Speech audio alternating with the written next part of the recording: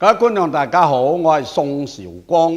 聽日新曆係8月15，農曆係7月13，係星期一嚟。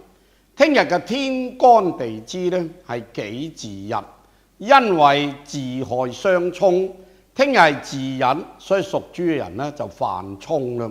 屬豬嘅人聽日既然犯沖，所以不管做任何事啊，都應該盡量小心謹慎為妙嘅。聽日雖然對屬豬嘅人不吉利啫，但係對於其他生肖人嚟講呢，就係一個大吉大利嘅好日子嚟。適宜做嘅事項呢，相當多，就包括立約、開市、立畜、栽種、移徙、動土、嫁娶以及醞釀嘅。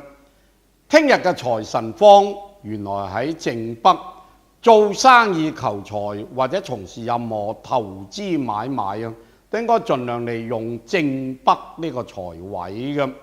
聽日吉利嘅顏色原來係黑色，吉利嘅數字原來係2以及係5嘅。